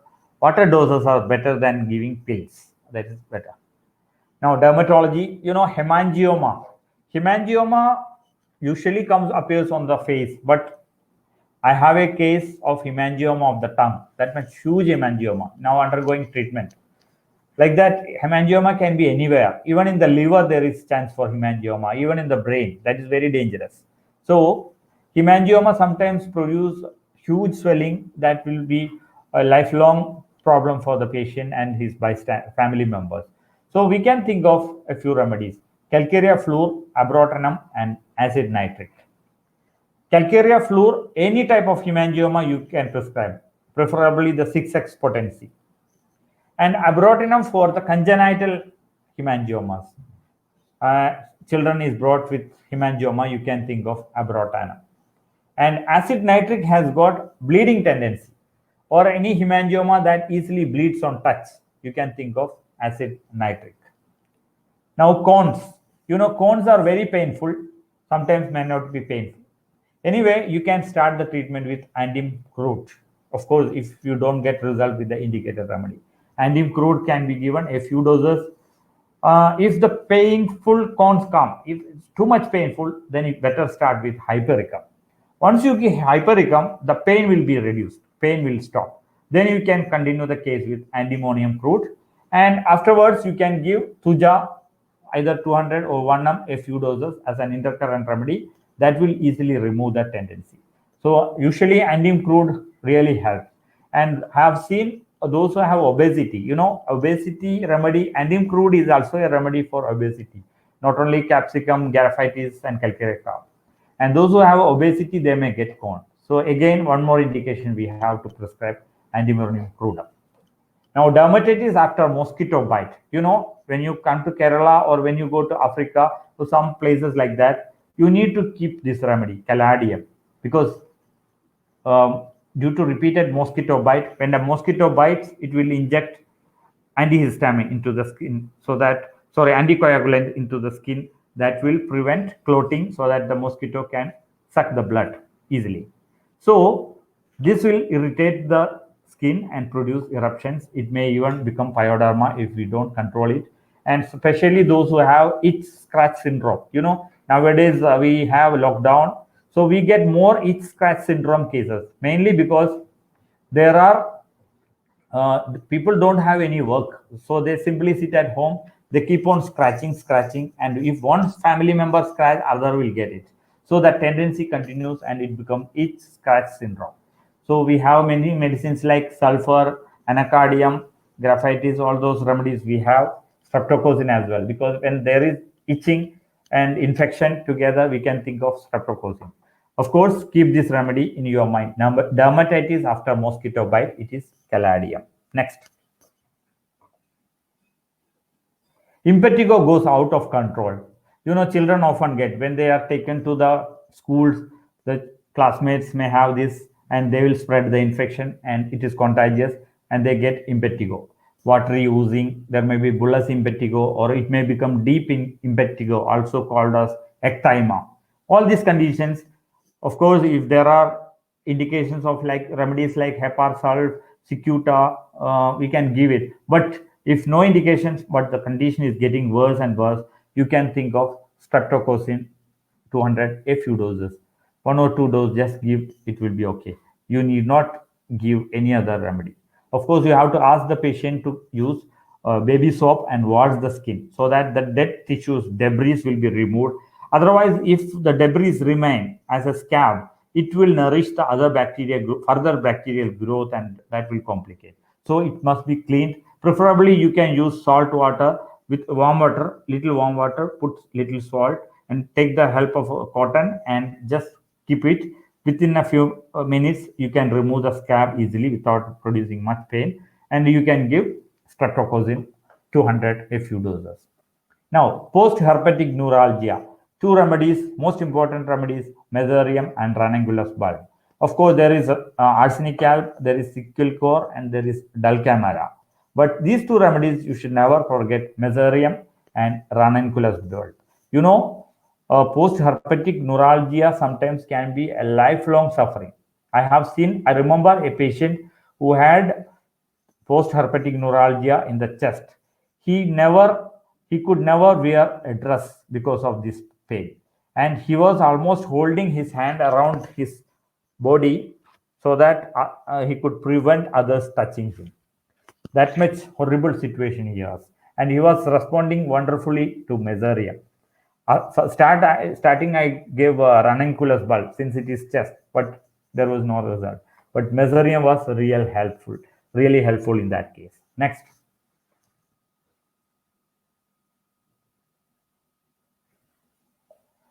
Yeah, this is impetigo case. For this case, streptococin, 1 dose was given. Normally, such cases become thick scab and even secondary infection. So with 1 dose, he was okay. Next. Yeah, this is abrotenum, hemangioma in a child having hemangioma, huge hemangioma. Abrotenum 200, 1 dose every 7 days. Also given Tuja 1 m as intercurrent, and is completely cured. Next. Yeah, this case, actually this during our Diwali time we got this case. She had used some firecrackers and it got burst while holding the cracker in the hand, and that got infected. And she had visited many doctors. There was no healing at all. So she took many antibiotics. There was no response at all. Even she visited some other homeopaths, no result. Even calendula, echinacea, all ointments she was using, no result. So finally, I thought how it started. It started with a firecracker. So gunpowder was given 30 potency, and that really gave wonderful result. Next. Yeah, of course, there are many Watts remedies in homeopathy. Thuja, causticum, ruta, dalcamera, natrum mur, staphysagria. These are the most commonly used. I will repeat: Thuja, causticum, staphysagria, nitric acid, dalcamera, natrum mur, and ruta. And one more is there, ferrum magneticum, a remedy prepared from magnet. So there are many remedies, but most commonly helpful remedy is Thuja. So Thuja often helps. When other remedies don't work, you can just give a few doses of Thuja, and preferably 1 ml. Next. Yeah, this is cones cured after antimonium crude. Next. Cones can be anywhere, not only the foot, even the fingertip, anywhere where repeatedly pressing force is applied, that area becomes hard and it develops cones, just like callosity. Next. Cones cured after antimonium crude, another case. Next. Yeah, ingrown toenail. This is a real problem for many people. They often go for surgical removal of the nail because the nail is growing towards and it hurts, it makes a wound and keep on bleeding, and infection is more popular. So we have many medicines. The first one is Magnetis polus australis, Silesia, and acid nitrate. These four remedies are more important. Acid nitric has got the splinter-like pain and bleeding on touch, and Silesia has got abscess in toenails, and Magnetis polus australis. This is a specific remedy. For this case, I had given Magnetis polus australis 30 potency, and it is really helpful. Next. Pediatrics. Colic in children, amelioration by pressing abdomen, that is colocynth. I remember I got a colocynth case when I started my practice. A child was brought to me having colic. So I asked the mother to keep the child on the table. I just kept my hands on the belly just to palpate. The child stopped crying. So that is a strong indication of colocynth, just pressing amelioration. Bending double in male adults may bend. Children may not easily do that. And bending backward is Dioscorea, bending backward amelioration.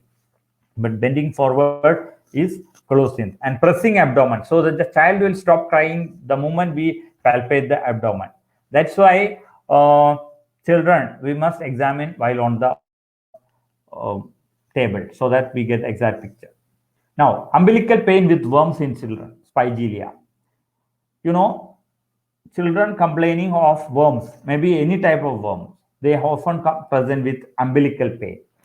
Boric has very clearly given, and this has helped me in many times. Spigelia, umbilical pain in children with worm troubles, spigelia. And child active with diarrhea, acid force. You know, normally acid force patient is very weak. He gets exhausted very easily. But in diarrhea, it is characteristic. That is, child will be happily moving here and there. So acid force is very useful remedy for child active with diarrhea. Next. Yeah, this is a Piles child, 3-year-old child actually. And for this case, muriatic acid 30 was given because very much sensitive. The mother said that even I could not clean the anal area after defecation because child was very sensitive. You know, in material medical it is written that even toilet paper is sensitive to touch, that much muriatic acid. So for this case, muriatic acid was given, and that really helped. Next. Next. Yeah, in general medicine, usually well before the sickness, that is Sorinum. We never get this indication from the patient, but the mother will come and tell that, doctor, my son, whenever he is going to get sickness, he will be very happy. very energetic, and he will have cravings for food. He'll be eating like a dog, canine hunger. So the moment he is very active, energetic, I can easily make out that he is going to suffer. This is characteristic of Sorinum. Please don't forget. Now, next is febrile convulsions.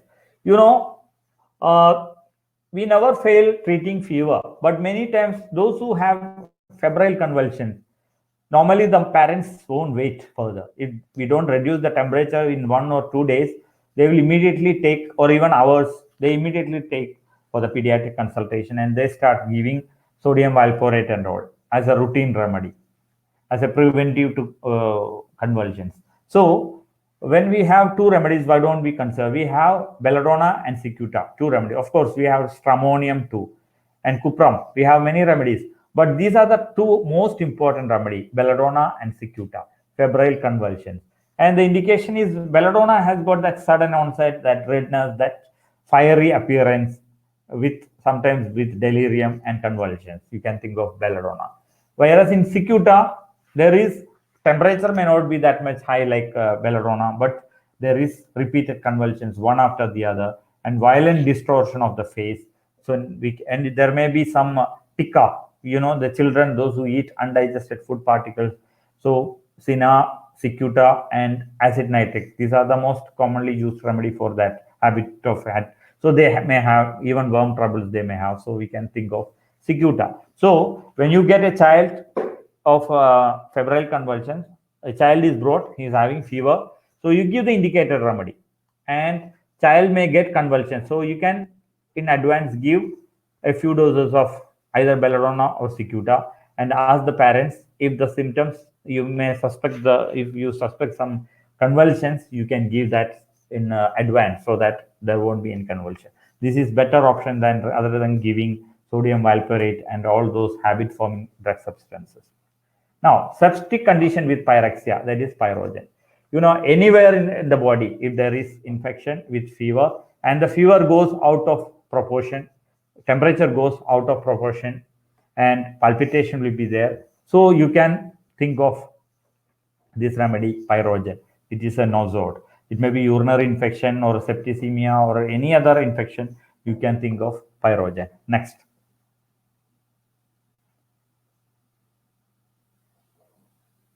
Yeah, this is a case of Kikuchi-Fujimoto disease, KFD.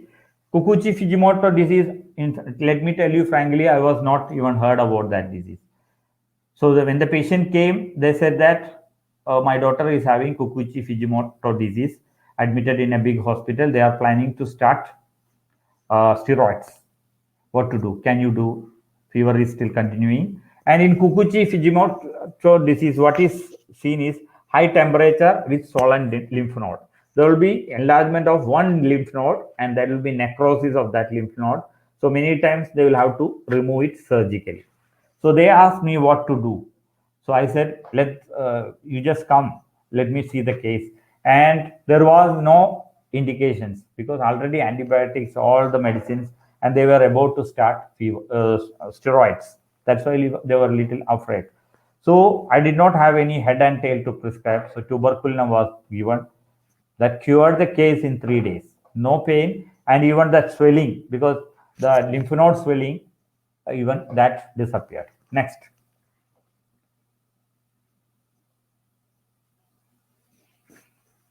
Yeah, this is effective way to give homeopathic medicine in cardiorespiratory emergencies. You know, we have Ambu-Bag. It may be available for paying 2,000 to 3,000 rupees in all surgical shops. So we can keep it with us whenever we manage any emergency case, maybe an emergency home visit. So we can take it, Ambu-Bag. You can just instill a few the indicated remedy. We can keep a few remedies like carbovec, opium, andintart, arnica, spigelia, lactodactus, cactus, naxomica, china, tarantula, arsenical.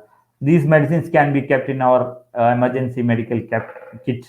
So that may usually helpful for a terminally ill patient or a cardiac patient. So using this, you can instill whatever the indicated remedy is there, that can be instilled in that mask. Just put 1 or 2 drops and you give you compress it so that you will get the medicine power will reach the lung, and that will help the patient to survive.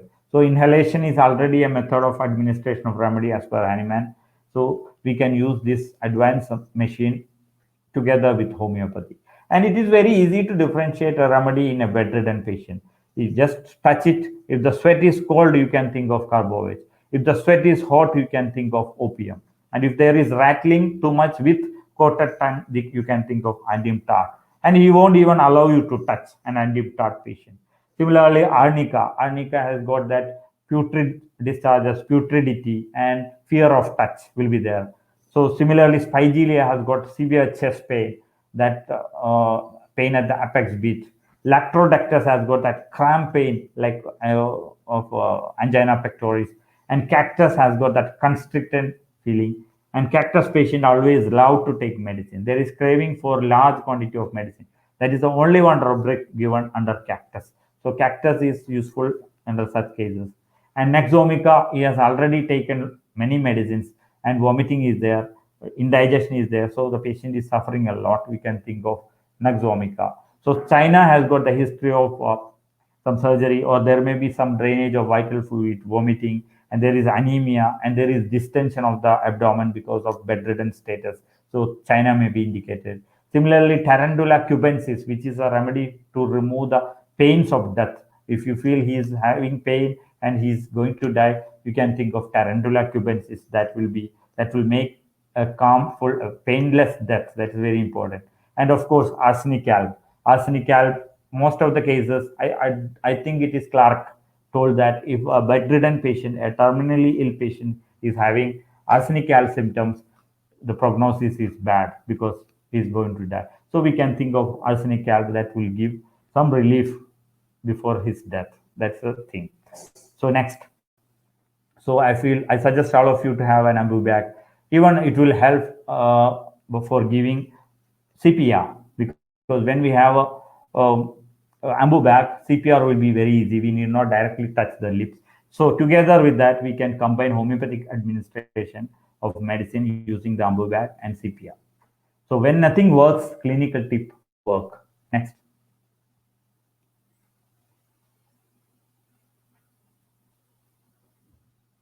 So this is in clinical tips is only a help. This is nothing final, because we just help the patient to come out of the painful situation. And once that situation is over, we can give the constitutional deep acting remedy. That is the ultimate aim of a homeopath. So clinical tips is only a help, which is not universally applicable. So it depends. Let the case only decide the approach. Let the case only decide the remedy. Let the case only decide the reputation and potency and case management. That's what I feel. Thank you. Thank you, Dr. Mohammad Rafiq. Yeah. Very extensive webinar. It's so much of information. And Yeah. I think it's going to take many viewings of this particular video to absorb everything that you've shared with us today. Sure. All the participants, if So you thank have you all anything for the to patient ask, listening. All my friends, I know. Yeah, now I have to go and break my fasting. Ramadan, it is little bit tired. right. If you have anything to ask Dr. Mohammad Rafiq, Okay. So, you just type it, give him 5 minutes. So if you have anything to ask. Sure. I will wait. Yeah. This Any easy questions? If Dr. any Mani difficult questions asked, come, I will hand over to. yeah. Dr. Mani Drupat asked for ganglion, do you have to give internal or Which one? oral or skin application? Which one? Ganglion. Of course, internal. Ganglion. Internal When medication. you give mother tincture on which part? Is it oral or? Which one? For which condition? Mother tincture, oral. Yeah, with Water. water. In which condition? In which condition he is asking? Ganglion and specifically ruta mother tincture. Sorry? No, he was asking for ganglion. Ganglion ruta is not, tincture is not needed. You have to give the potency of ruta. Potency. Yeah, potency internal doses. Yeah. Tincture is not needed for ganglion. You can give the potency of ruta, a few doses. Yeah. Right. And Dr. Venkatesan Hariram wants to know about CA. How do you manage pain? We have many pain remedies for cancer. For example, calcarea carb, euphorbium, arsenic alb, and Asteria rubens. Uh, these are the most common, and hypericum. These are the most commonly used remedies for pains in cancer cases. Of course, the remedy, whatever the indication comes, that is the remedy. And Apis mellifica as well. Apis mellifica. It's also all these are pain remedies. We can, of course, we must consider the symptoms of the patient, but these remedies can be kept in mind for managing pain and all.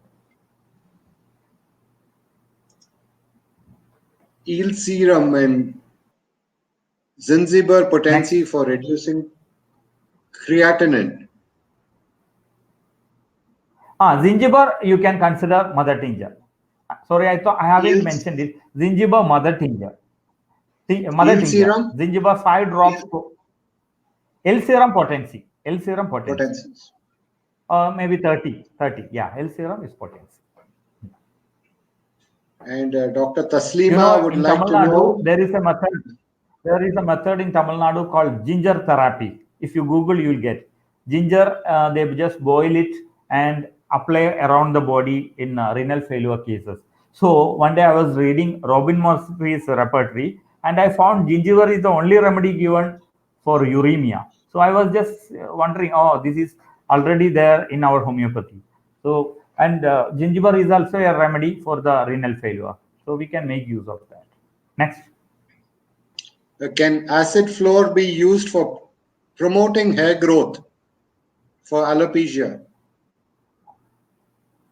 Mainly, this is indicated for alopecia areata because there has to be a syphilitic. It is an autoimmune disease. Body destructs own hair follicles. So acid fluor is mainly for alopecia areata. For other hair falls, you have to look at the case and prescribe. There may be some causation. For example, in Indian females, one of the most important cause for hair falling is traction baldness. Especially when you come to South India and all, you can see females, they just put a tight hairband. So you can see traction alopecia, continuous traction, hair fall takes place. So let the case only decide. But in general, we have a few remedies like natrum mur, phosphorus, lycopodium, Barretta cow, arnica. These are all the commonly used remedy. So a youngster come with hair falling and he has got gastric disturbance and all, constipation and all, then you can think of lycopodium. In the same way, a patient comes with hair falling, easily falls while combing and all, you can think of a remedy like natrum mur or phosphorus as per the case. So better to consider the totality. And external application, arnica mother tincture with coconut oil can be applied. If it is not needed, then we can manage with internal medication. That's it. Okay. And most important, nutrition is very important. Yeah. Right. I think we'll have to stop now because Dr. Mohammed is a little tired. I need to break my fast. We have so many people asking, but what we'll do is we'll email you all these doubts. No, otherwise I will wait for 5 minutes. 5 more minutes. Okay. No problem. I'll wait. Okay. We'll start with Dr. Namrata Saregar. Which remedies can help in amenorrhea even with an irregular menses and ovulation? Irregularity is there. Irregularity of the menses, ovulation is there, but she has amenorrhea. You can think of pulsatilla, first remedy. Of course, you have to take the case a little bit so that you get better clarity. But you can think of pulsatilla impotencies in such cases, and just look for the concomitant. Other than the genital symptoms, you can look for the appetite, thirst, bowels, and some mental emotional problems. There may be some sepia characteristics, or if together you can give senecio aureus mother tincture as a tonic. There is no doubt in that. That you can give. But preferably take the case little bit detailed, then only prescribe. Otherwise, if no indication, only irregularity is there, then you can think of pulsatilla. And senecio mother tincture for sure. Another Dr. Praveen Kumar, what is the remedy for CKD? I mean, increase in both urea and creatinine. Sorry? What is the remedy for phosphokinase. CKD? Yeah. CKD. Oh, that I have. Yeah, understood. No idea. Because Okay. I'm not familiar with managing such cases. But creatinine, I know. Yeah. Right. Next. But How I will to try to manage- find out. You just ask him to, you just share my email with him. Let me search and I'll do that. inform. I'll do that. Yeah. I'll do that. Okay. What is the remedy for golf elbow? Is it the same as tennis elbow? Yes. Both Ruta, Restox, Phytolacca, Arnica. Both can work for both tennis elbow as well as golfer's elbow. Both remedies can be tried. No doubt in that. Because indications are almost same. Even the causation is same. Because stretching of the muscle. One is medial epicondyle, another is lateral epicondyle. So our medicines work. Okay. And the last one is from Shahul Hamid. What are the remedies for a frozen shoulder with motion arrest in the left shoulder? I feel you can. So he has a frozen shoulder on the left. Frozen shoulder. First thing is frozen shoulder. You can consider Restox starting from 30 and gradually increase the potency. Gradually increase the potency.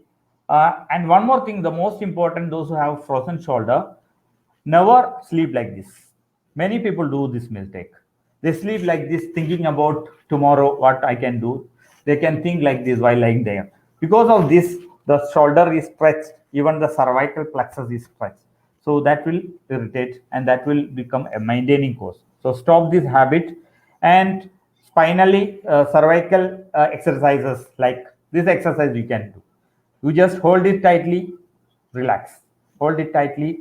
You have to press, but never bend your neck. Then you do like this. Hold it tightly, relax. Hold it tightly, relax.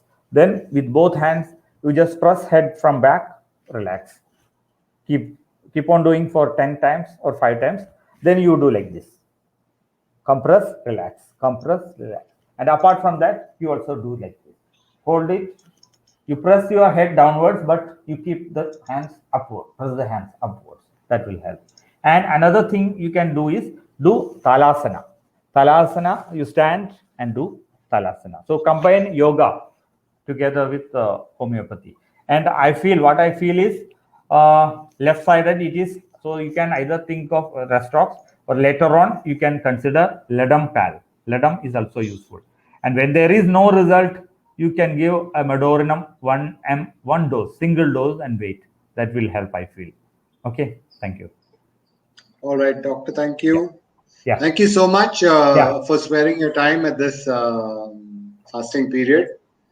And we hope we have more shows with you, doctor. Yeah, after this COVID. Yeah, okay, after Ramadan, we'll get back to you with that. Yeah, sure. Thank you all for the patient listening. Bye. All right.